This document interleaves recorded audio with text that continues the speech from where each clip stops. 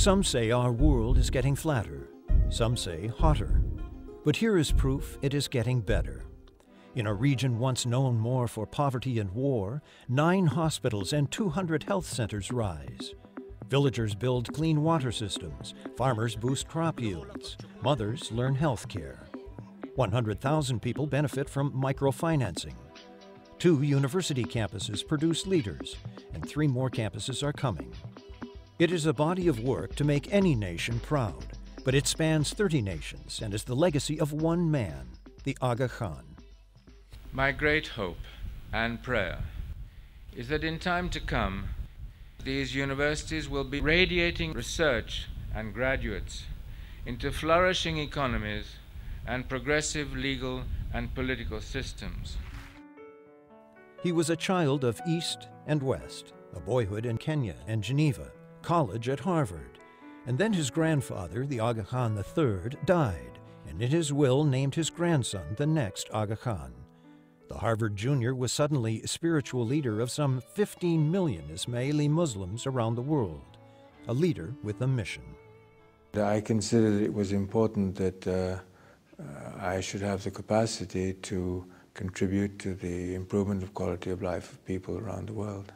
So, with support from Ismaili Muslims, 50 years later, the Aga Khan Development Network ranks among the world's largest private development entities.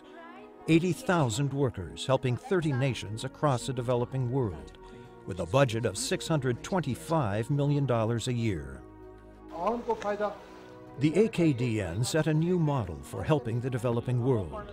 Local people included in decision-making, projects that made communities self-reliant, and brilliant leadership. When UCSF Global Health Advisor Dr. Haile DeBoss joined the board of Aga Khan University, he was amazed. The caliber of the individuals on the board is huge. They come from leadership positions from all over the world, practically.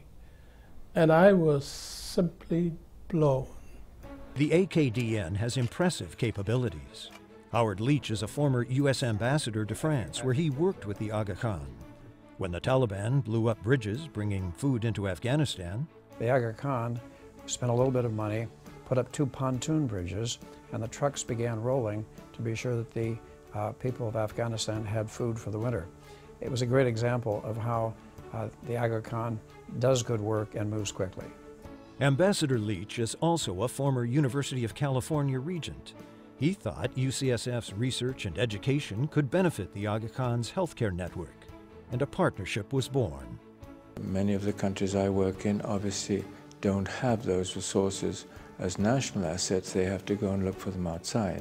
And the University of California is well known for its research in absolutely critical areas of medicine.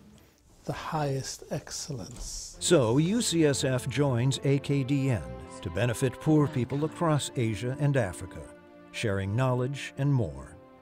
The fruits of his work go beyond just improving the human condition. Because of his tremendous credibility in both the Muslim world and the Western world, he is a force for understanding between these two worlds.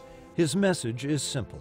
If we help societies create their own support systems for health, education, and economic development, then societies will evolve positively and without too much difficulty. Now that sounds over-optimistic, and it might well be, but that's the goal. And it's that idealism that reminds his old friend, former Governor Arnold Schwarzenegger, of another idealist who bettered our world, his own father-in-law, Sergeant Shriver. Because he's also all about service, serving others, and doing something that is much greater than ourselves, which is causes that affect people. And that's how he approaches life, that's how he approaches the day. So I'm inspired by that. He has been fantastic. And that leaves just one question for the man who bridged East and West. How does a Harvard graduate feel getting a medal from UCSF? Well, the fact that the University of California at San Francisco is honoring me is something which I'm very proud of. And the feeling is mutual.